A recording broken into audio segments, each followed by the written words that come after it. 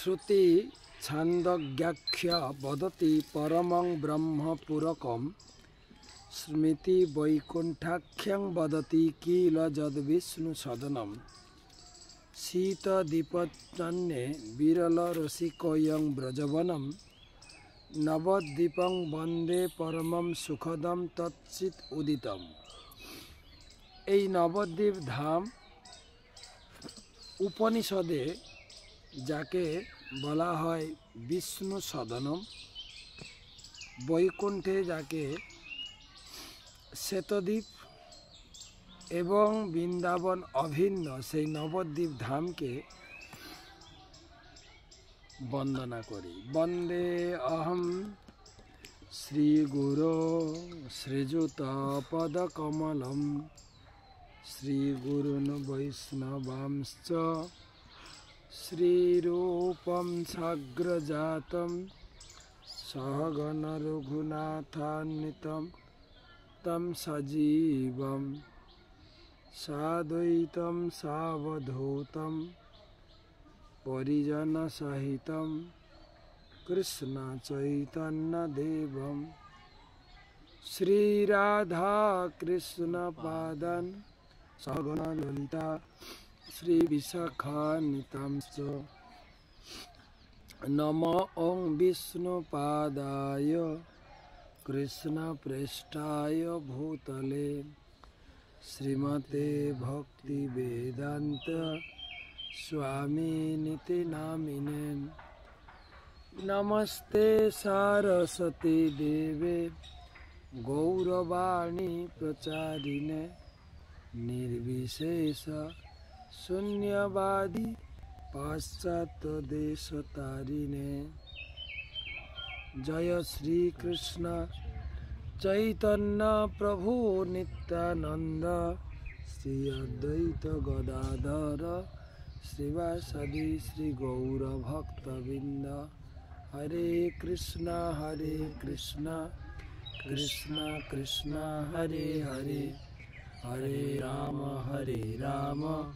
राम राम हरे हरे। अंतर्दीप तथा देवी सीमंत दीप संगक गोद्रुम दीप संगक गण्य मध्यदीप तथा परे। गंगा पूर्व तटे रम्ये देवी दीप चतुष्टयम् कोलदीप ऋतुद्वीप जन्मदीप सुरेश्वरी मदद्रुम अप्तरथारुद्र पंचैते पश्चिमे तटे। गंगार पूर्व तटे सीमांत द्वीप गोद्रुम द्वीप मध्यद्वीप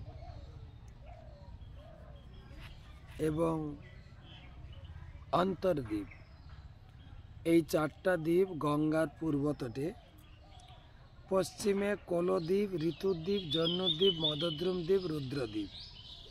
এই পাঁচটা দ্বীপ বর্তমান। তো আমরা সীমান্ত দ্বীপ ভ্রমণ করে গোদ্রুম দ্বীপ মধ্যদ্বীপ গতকালকে পর্যন্ত ভ্রমণ করেছি।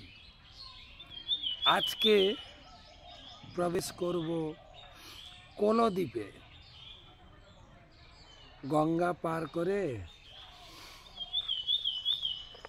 कोलद्वीपे जाब। मध्यद्वीपे दर्शन समाप्त करे आमरा सेई पंचबेनीते मध्यद्वीप समाप्त हलो। एखन हरे कृष्ण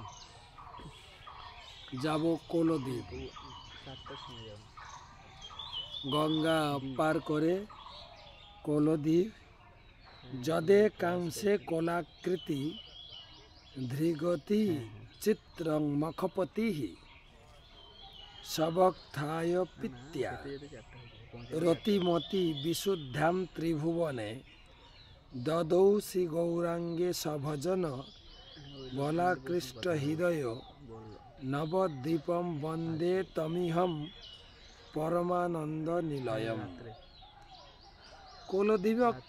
कोलद्वीप नामक जार एक स्थाने अत्यद्भुत कोलदेव বরাহ রূপধারী যজ্ঞপতি ভগবান শ্রী বিষ্ণু নিজ প্রতি বিপ্রের ভজনে আকৃষ্ট হয়ে তার প্রতি একান্ত ভক্তকে প্রীতি সহকারে শ্রী গৌরাঙ্গ চরণে অতি বিশুদ্ধ মতি প্রদান করেছিলেন। ত্রিভুবন মধ্যে পরমানন্দময় সেই নবদ্বীপ ধামকে আমি সর্বদা বন্দনা করি।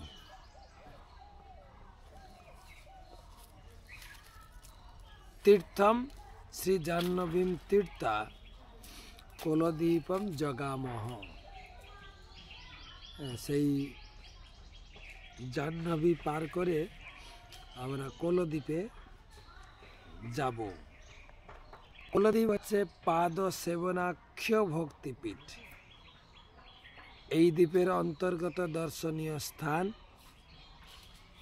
নবদ্বীপ শহর, কোলেরগঞ্জ, তেঘরিপাড়া, মহীশূরা, চরগখালি, পারমেদিয়া প্রভৃতি স্থান।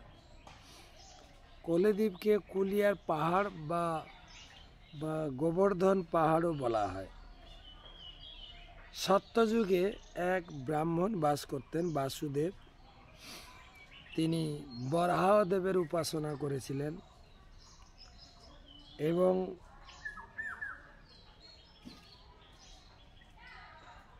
বরাহদেবকে স্বচক্ষে দর্শন করতে আশা প্রকাশ করেছিলেন। প্রভু মরে কৃপা করি দেহ দর্শন, সফল হোক মোর নয়ন জীবন।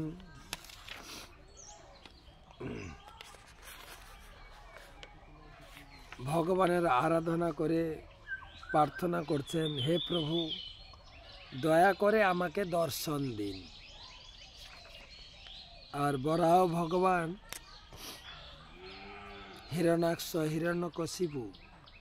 হিরণ্যাক্ষকে বধ করে তিনি যে সৌম্য মূর্তি ধারণ করেছিলেন, সেই বরাহ ভগবান তিনি নবদ্বীপে তার সামনে দর্শন দিয়েছিলেন এবং আদেশ করেছিলেন, তুমি এইখানে থেকে আমার আরাধনা করো, এই স্থান আমার খুব প্রিয়। ধন্য তুমি নবদ্বীপে সেবিলে আমায়, শ্রী গৌরাঙ্গ প্রকটকালে জন্মিবে হেথায়। অনায়াসে দেখিবে সে মহাসংকীর্তন, অপূর্ব গৌরাঙ্গ রূপ পাবে দর্শন। তো এখানে এটা হচ্ছে নবদ্বীপ ধাম। এখানে শ্রীকৃষ্ণ চৈতন্য মহাপ্রভু তিনি আবির্ভূত হবেন কলিকালে এবং মহাসংকীর্তন লীলাবিলাস করবেন। তখন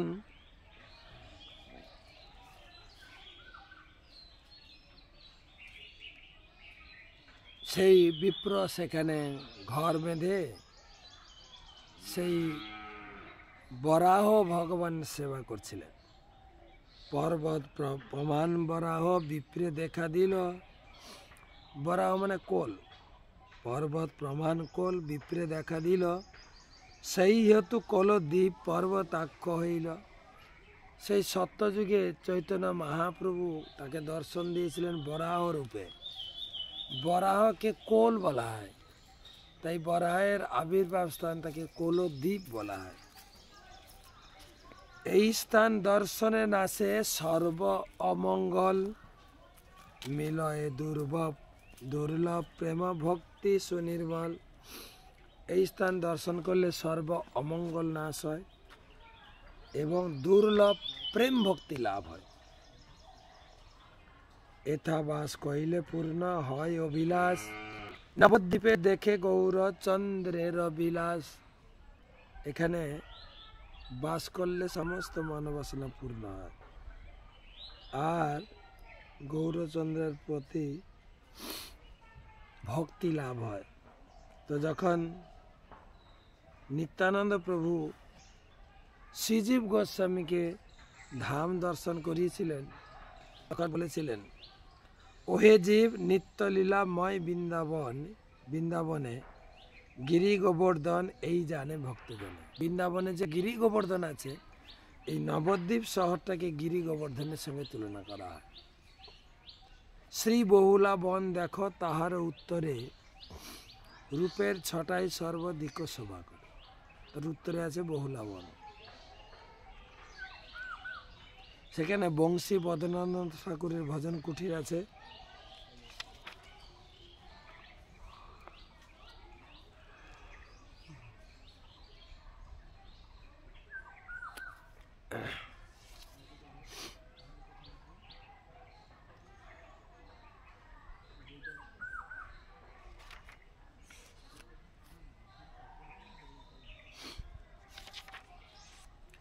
এই কুলিয়াতে বা কলদ্বীপে অনেক কিছু দর্শনীয় আছে।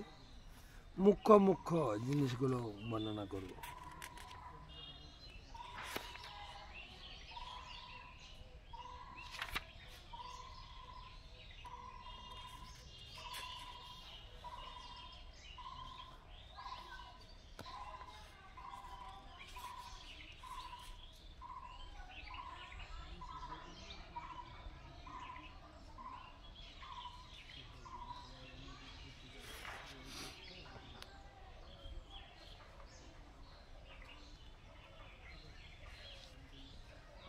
বিদ্যার উপদ্ভাপ ধনজনৈ যা ন লভ্য নরেন, তাং চৈতন্য প্রভুবর কৃপাদৈন ভাবাদবাপ দেবানন্দ কুলিয়া নগরে যস্য ভক্তান প্রপূজ্য বন্দে গৌর বিমদ বিদুষাং শুদ্ধ ভক্তৈকলভ্যম।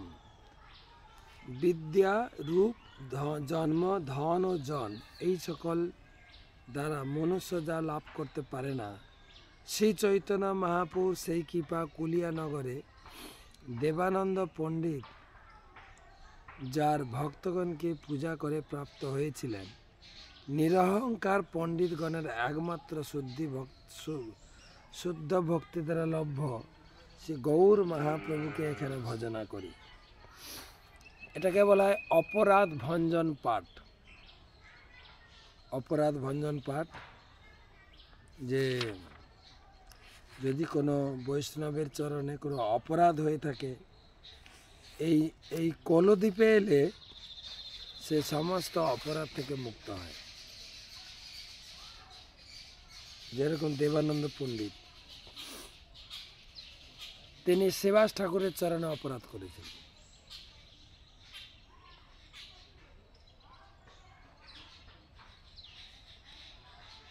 শ্রীবাস ঠাকুর যখন ক্লাস শুনছিলেন দেবানন্দ পণ্ডিতের, তার ক্লাস ভালো লাগছিল না।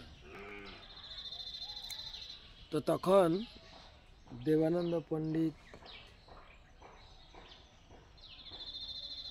বলেছিলেন তাকে ক্লাস থেকে নির্বাসিত করা হোক। সেটাই ছিল তার অপরাধ।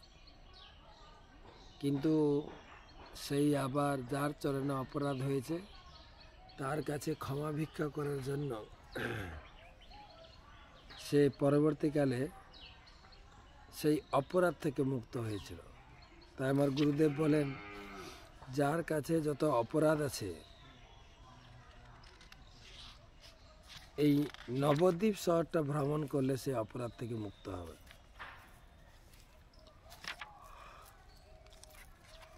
কুলিয়াতে অনেক মন্দির আছে। একটা মন্দির পৌড় মায়া মন্দির।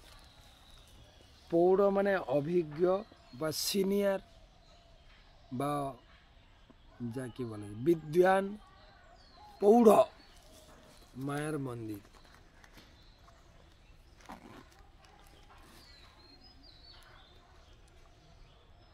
এই যে সীমন্তিনী মাতা, সীমন্ত দ্বীপে কাহিনী শুনেছিলাম, সেই সীমন্তিনী মাতাই তিনি নবদ্বীপে পৌড় মায়া রূপে পূজিত হচ্ছেন। নবদ্বীপ শহরের মধ্যবর্তী স্থানে এই প্রাচীন কাল হতেই এক বিশাল বটবৃক্ষ বিদ্যমান।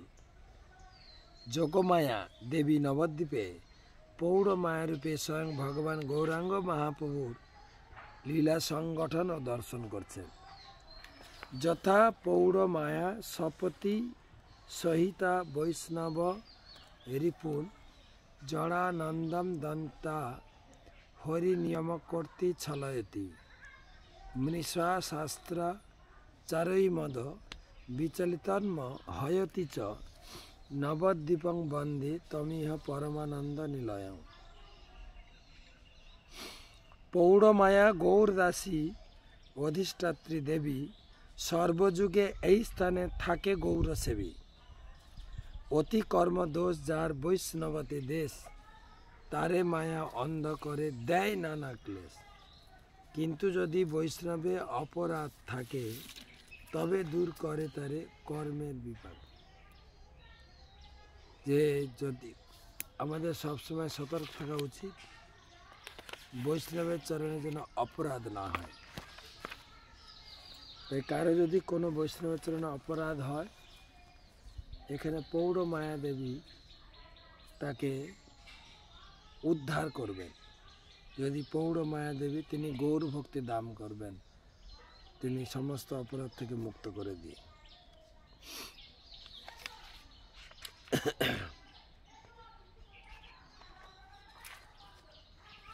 ধামেশ্বর মহাপ্রভু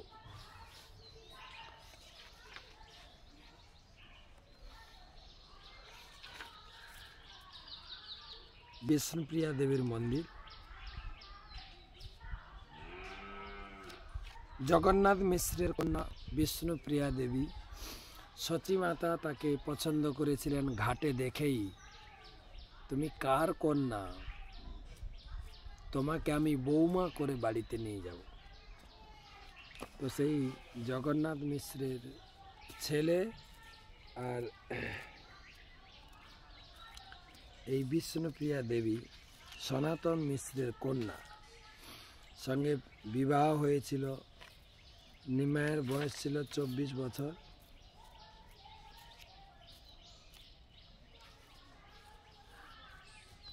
আর বিষ্ণুপ্রিয়া দেবীর বয়স ছিল 16 বছর। কিন্তু মহাপ্রভু তাকে ত্যাগ করে সন্ন্যাস গ্রহণ করে তিনি পুরীতে বাস করলেন। তো মহাপ্রভু চলে যাওয়ার পরে বিষ্ণুপ্রিয়া দেবী তিনি পিতৃগৃহে ফিরে আসেন এবং সেখানে মহাপ্রভুর চরণ পাদুকা বানিয়ে সেখানে গৌরাঙ্গ আরাধনা করতেন।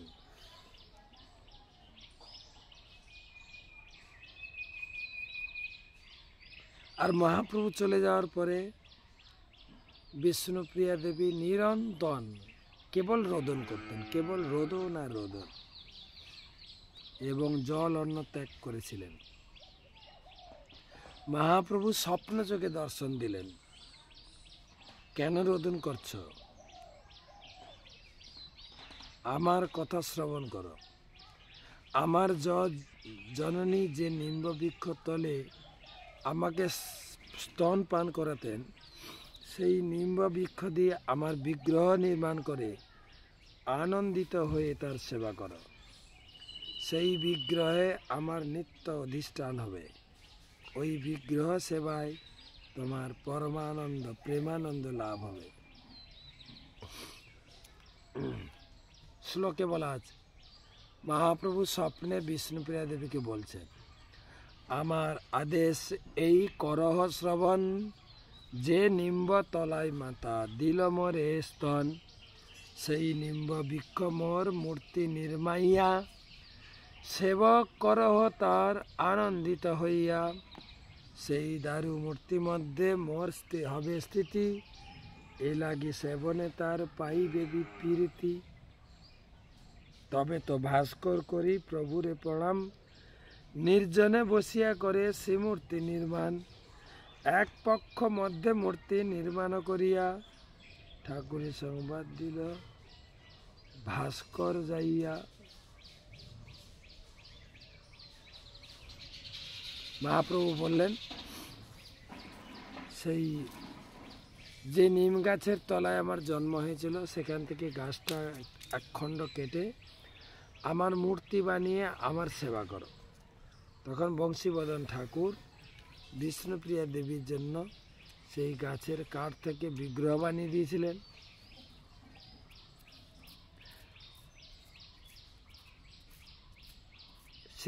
শিব প্রতিষ্ঠার জন্য শুভ দিন নির্ণয় করে বংশীবদন ঠাকুর বিভিন্ন স্থানে পত্র দিলেন। বিভিন্ন স্থান হতে নির্দিষ্ট দিনে বহু ভক্তের সমাগমন হলো। বংশীবদন ঠাকুর শ্রী বিগ্রহের প্রতিষ্ঠার কার্যদি সম্পন্ন করলেন। নিরূপিত দিনে সবে কইলা আগমন, শ্রীমূর্তি প্রতিষ্ঠা তবে করেন বদন। বদন মানে বংশীবদন। মূর্তি প্রতিষ্ঠার ছলে কইল আয়োজন, অনন্ত দেবনারে বর্ণিবারে তত। এত বড় আয়োজন হয়েছিল, সে কি বর্ণনা করব।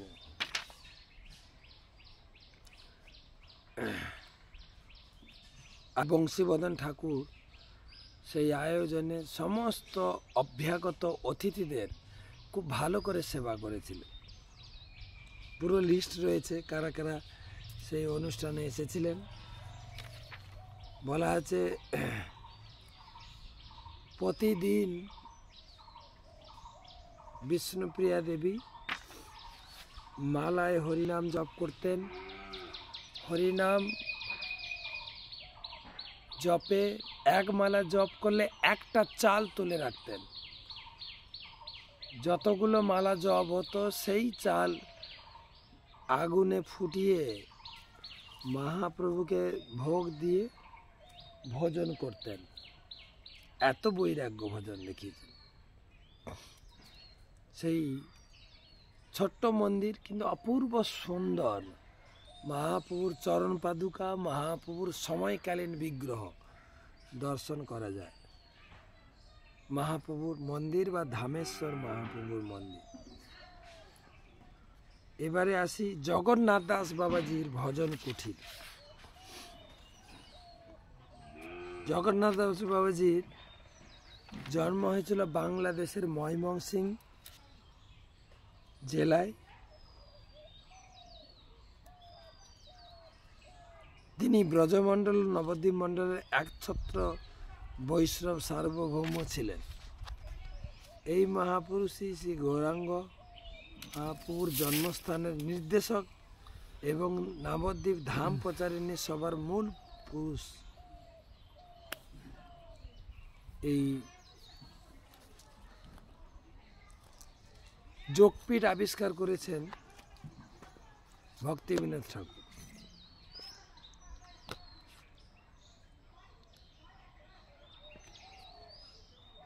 তিনি বৃন্দাবনে ছিলেন, ভজন করতেন। যখন মায়াপুরে মানে চৈতন্য মহাপ্রভু লুপ্ত তীর্থ সব উদ্ধার হচ্ছিল, যোগপীঠ কোথায়, যোগপীঠ কোথায় কেউ জানতো না, মহাপুর জন্মস্থান। তখন একটা বের করলো প্রাচীন মায়াপুর। সে প্রাচীন মায়াপুর করে সেখানে পূজা করতেন। কিন্তু ভক্তিবিনোদ ঠাকুর দেখলেন না, এইখানেই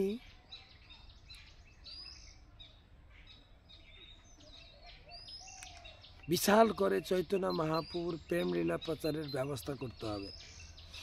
তো তিনি বৃন্দাবনে ভজন করতেন।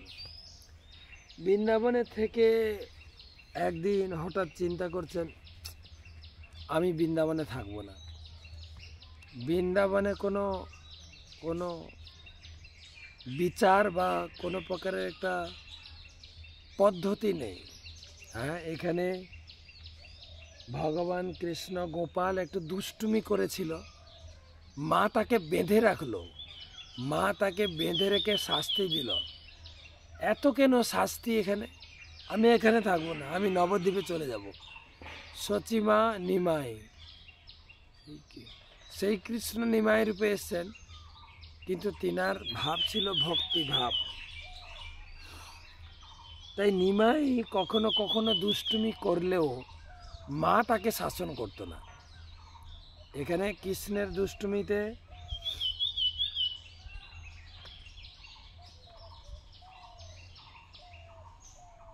মা যশোদা শাস্তি দিল, আমি এখানে থাকবো না, আমি নবদ্বীপে চলে যাব।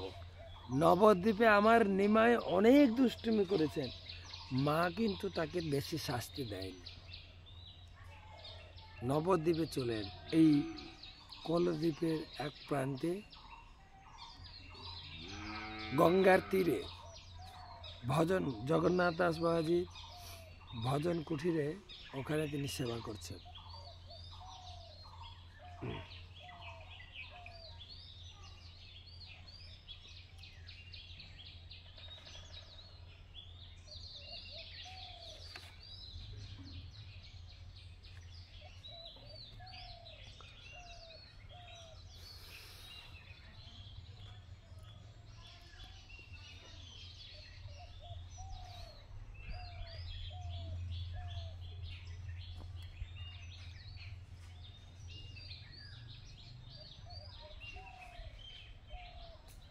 তো জগন্নাথ দাস বাবাজি অত্যন্ত বৈরাগ্যপূর্ণ ছিলেন। তিনি ভজন করতেন, নবদ্বীপে থাকতেন। একদিন ভজন করতে করতে হঠাৎ নাম জপ করতে করতে hot hot hot hot hot hot hot, তখন সেবক বিহারি জিজ্ঞাসা করছেন, মহারাজ কি হলো? বাবাজি মহারাজ কি করছেন? আরে বলো না, বৃন্দাবনের তুলসী বাগানে যে ছাগল ঢুকে গেছে, আমি এখান থেকে ছাগল তাড়িয়ে দিলাম। কত বড় সিদ্ধ পুরুষ ছিলেন। সেই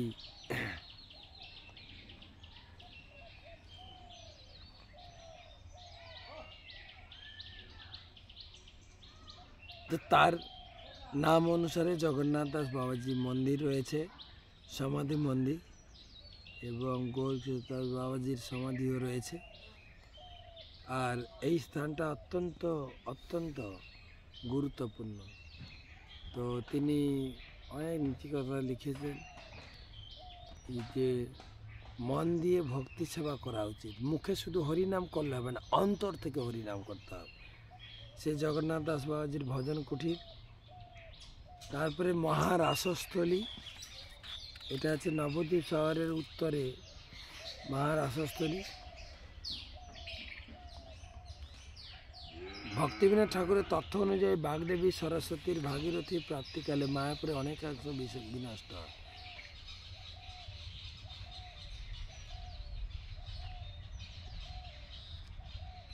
তো আলোচনা হচ্ছে জগন্নাথ দাস বাবাজি এই যে ব্যবহার, উন্নত ব্যবহার কেউ বুঝতে পারত না। তিনি ছিলেন উন্নত বৈষ্ণব, এবং যখন এই মায়াপুর ধামের আবিষ্কার, লোকে মায়াপুর ধাম লুপ্ত হয়েছিল, লোকে জানতো না, মায়াপুরের নাম হয়ে গেছিল মিয়াপুর। তাই ভক্তিবিনোদ ঠাকুর তিনি অনেক শাস্ত্র গ্রন্থ রোমন্থন করে। তারপরে ঠাকুর মশাইয়ের একটা নাম ছিল, তাকে একদিন ডেকে বলছেন, দেখুন আমরা তো মুসলিম লোক, আমাদের এই জমিটাতে যতবার আমরা ধান বুনি, গম বুনি, কেবল তুলসী হয়, কেবল তুলসী। দেখুন না, তখন ভক্তিবিনোদ ঠাকুর চিন্তা করলেন এটা তো অত্যন্ত গুরুত্বপূর্ণ স্থান, কিছু একটা গুরুত্বপূর্ণ স্থান। তখন তিনি জগন্নাথ দাস বাবাজিকে নিয়ে গেলেন। তিনি এত বৃদ্ধ হয়েছিল, তিনি এত গুরুত্বপূর্ণ স্থানে তিনি ভজন করছিলেন, এবং এই জায়গাটায় কেন তুলসী গাছ হচ্ছে, শাস্ত্র রোমন্থন করে তিনি জানতে পারলেন নবদ্বীপ নামে, নবদ্বীপের মধ্যে মায়াপুর নামে এক গ্রাম, যথায় জন্মিলেন চৈতন্য ভগবান। তো তখন ভক্তিবিনোদ ঠাকুর নিজে তো নির্ণয় করবেন বা করে ফেলেছেন, তো সিদ্ধ বাবাজিকে তিনি নিয়ে গেলেন। যখন বাবাজিকে নিয়ে গেলেন, বাবাজির বয়স প্রায় 125 বছর হয়ে গেছিল, চোখের পাতাতে চোখ ঢেকে যাচ্ছিল, কাউকে দেখতে হলে পাতা তুলে তাকাতেন। তো তিনি যখন গেলেন মায়াপুর জন্মস্থান নির্ণয় করার জন্য, মিয়াপুর বলতো, আর ওই জায়গায় শুধু তুলসী হতো। তখন ভক্তিবিনোদ ঠাকুর তার লোকবলের দ্বারা জগন্নাথ দাস বাবাজিকে মাথায় করে নিয়ে গেছেন ঝুড়িতে। যেই ওই জায়গায় পৌঁছেছেন, তিনি এমনি সোজা হয়ে দাঁড়াতে পারে না, বসতে পারে, ওখান থেকেই ঝুড়ি থেকে লাফ দিয়েছেন, দিয়ে নাচতে শুরু করেছেন, হরে কৃষ্ণ গৌরাঙ্গ গৌরাঙ্গ গৌরাঙ্গ নিত্যানন্দ। এইটা হচ্ছে মহাপুর জন্মস্থান, তিনি মার্ক করে গেছেন। তো সেই জায়গাকে আবিষ্কার করেছেন ভক্তিবিনোদ ঠাকুর এবং জগন্নাথ দাস বাবাজি মহারাজ। জগন্নাথ দাস বাবাজি সমাধি মন্দির, তারপরে মহারাসস্থলী বংশীবদন ঠাকুরের বাবাজির ভজন স্থানে বংশীদাস বাবাজি থাকতেন। বিষ্ণুপ্রিয়া মন্দির, আরও রয়েছে ধীর সমীর, গঙ্গার তীরে তিনি বসে ভজন করতেন। তারপরে আর কি দর্শন করলাম, এমনি অনেক মন্দির নবদ্বীপে আছে। বুড়ো শিব বা বৃদ্ধ শিব, শ্রী গোবিন্দ মন্দির এবং সমাজবাড়ি মন্দির, সীতারাম মন্দির, বুড়ো শিব, বৃদ্ধ শিব মন্দির, গৌড়ীয় সরস্বতী আশ্রম মণিপুরী মন্দির, শ্রী দেবানন্দ গৌড়ীয় মঠ, প্রকাশানন্দ চৈতন্য সরস্বতী গোস্বামী মঠ, দেবানন্দ গৌড়ীয় মঠ, শ্রী ভক্তি প্রজ্ঞান কেশব মহারাজ কাছ থেকে শিল প্রভুপাদ সন্ন্যাস গ্রহণ করেছিলেন। সে অপূর্ব লীলা কাহিনী সব কিছু মিলে কোলদ্বীপে যা যা আমরা দর্শন করলাম, কুলিয়ার পাহাড়, বাসুদেব কুলিয়া পাহাড় এবং কোলদ্বীপে কেন নাম হলো, এবং কোলদ্বীপ থেকে আমরা গেলাম দর্শন করতে করতে পৌড়মায়া মন্দির। পৌড়মায়া দুর্গাদেবীর এক প্রকাশ, তবে এখানে পৌড়মায়া মানে কি বলা যায়, অনেক সিনিয়র লেডিস মায়াদেবী। ভগবানের যত সমস্ত লীলা সেই মায়াদেবীর শক্তি ছাড়া হয় না। সেই পৌড়মায়া মন্দির, সেখানে গিয়ে প্রণাম করলে মা দুর্গা কেবল গৌর প্রেম দান করেন, কেবল গৌর প্রেম। তো সেই স্থান মোটামুটি কোলদ্বীপে আর পুরো নবদ্বীপ শহর, উদণ্ড নৃত্য কীর্তন। আমাদের নবদ্বীপে অনেক অনেক ভক্ত রয়েছেন। সেই পৌড়মায়া মন্দির দর্শন করে জগন্নাথ দাস বাবাজি মন্দির এবং ধামেশ্বর মহাপ্রভু বিষ্ণুপ্রিয়া দেবীর মন্দির ফিরে গিয়ে আমরা গঙ্গার তীর ধরে হাঁটতে হাঁটতে হাঁটতে হাঁটতে আমরা পৌঁছে গেলাম মহীশূরা ক্যাম্পে। আজকে বিশ্রাম করব। এই মহীশূরা হচ্ছে আমাদের নবদ্বীপ স্টেশন, তার আগের স্টেশন হচ্ছে কালীনগর হল্ট। সেখানে নেমে আমরা ক্যাম্পে বিশ্রাম করলাম। কালকে আমরা এই কোলদ্বীপের বাইরে যাব, জন্মদ্বীপ বা ঋতুদ্বীপ, যে কোনো একটা, পাশাপাশি দুটো দ্বীপ আছে। সেই বিষয়ে আমরা পরের ক্লাসে আলোচনা করব। নবদ্বীপ ধাম পরিক্রমার কটা দ্বীপ হলো? সীমন্ত দ্বীপ, গদ্রুম দ্বীপ, মধ্যদ্বীপ, কোলদ্বীপ, 4টা দ্বীপ হলো। এর ভিতরে প্রথম 3টা দ্বীপ হচ্ছে গঙ্গার পূর্ব পাড়ে এবং পরের 4টে হচ্ছে গঙ্গার, না 4টে হচ্ছে পূর্ব পাড়ে, পরের 5টা হচ্ছে গঙ্গার পশ্চিম পাড়ে। সর্বত্র শ্রী চৈতন্য মহাপ্রভু তিনি ভক্তদের নিয়ে কীর্তন করেছেন, লীলাবিলাস করেছেন। দেখছেন কত সুন্দর নবদ্বীপের শোভা। আজকে আমরা সেই নবদ্বীপ শোভায় কয়েক হাজার ভক্ত নিয়ে হাঁটছি, কীর্তন করছি, ধুলোতে গড়াগড়ি, গঙ্গা স্নান, প্রসাদ সেবন, এবং বহু লোক প্রসাদ দান করছেন, খাওয়াচ্ছেন। এবং সন্ধ্যার সময় সাংস্কৃতিক অনুষ্ঠান, সব মিলে নবদ্বীপ ভ্রমণের দিব্য আনন্দে আপনারাও ভাগীদার হন। এই এই এই নবদ্বীপের এই এই স্লাইডগুলো কী বলে, স্লাইড বলছি, এই ক্লাসগুলো আপনি প্রচুর পরিমাণে শেয়ার করুন, প্রচুর পরিমাণে শেয়ার করুন। লোকের যেভাবে হোক নবদ্বীপ পরিক্রমা করুক বাড়িতে বসে। পরবর্তীকালে যদি গৌরাঙ্গ মহাপ্রভু আশীর্বাদ হয়, বাড়ি থেকে এসে এখানে এসে পরিক্রমা করবেন। এবারে পরিক্রমা আমাদের 7টা দল হওয়ার কথা ছিল, 6টা দল হয়েছে। 7টা দল ছিল, 2টো দল একসঙ্গে হয়ে গেছে। দুটো তো গীতা কোর্স এ, গীতা কোর্স বি, যেখানে পশ্চিম বাংলা এবং পূর্ব বাংলার লোক মিলেমিশে রয়েছেন, বাঙালি দল। দ্বিতীয় দুটো দল হচ্ছে নামহট্ট ক বিভাগ, খ বিভাগ। তাদের দুটো গ্রুপে প্রচুর লোক, প্রায় 5000-এর উপরে লোক আছে। আর আমাদের দুটো গ্রুপে 3500 মতো লোক আছে। তারপরে হিন্দি গ্রুপে প্রায় 1300 মতো লোক রয়েছে। আর ইন্টারন্যাশনাল গ্রুপের সঙ্গে তামিল গ্রুপটা বা সাউথ ইন্ডিয়ান গ্রুপটা জুড়ে গেছে। তো টোটাল 6টা গ্রুপ, সব মিলিয়ে 9500 থেকে 10,000-এর মধ্যে ভক্তরা পরিক্রমা করছেন। কেউ খালি পায়ে, কেউ জুতো পরে, কেউ উপবাস করে, কেউ কীর্তন করতে করতে, কেউ লক্ষমালা জপ করতে করতে, ভূমি শয়ন, এই ভূমির ধুলো গায়ে মাখা, মঙ্গল আরতি, কীর্তন, সাধুসঙ্গ, নাম সংকীর্তন,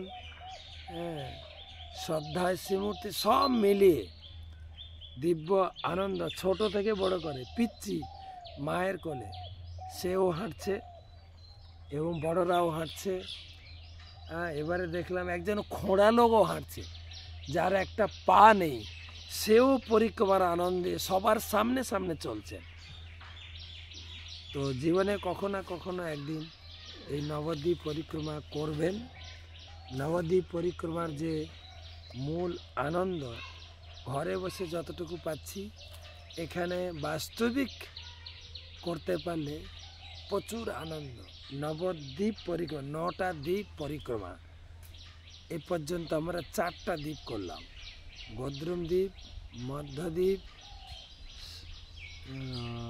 কোলদ্বীপ এবং কোলদ্বীপ পর্যন্ত, গদ্রুম দ্বীপ, মধ্যদ্বীপ, কোলদ্বীপ এবং প্রথম দিন বলেছে সীমন্ত দ্বীপ। টোটাল 4টা দ্বীপে আমরা ভ্রমণ করলাম। এর কালকের ক্লাসে আমরা দেবো জন্মদ্বীপ। জন্মমণির নাম অনুসরণে সেই জন্মদ্বীপ হয়েছে, সেটা নিয়ে আমরা কালকে আলোচনা করব। সঙ্গে থাকেন। গৌরাঙ্গ মহাপ্রভু কি জয়, কৃষ্ণ বলো সঙ্গে চলো।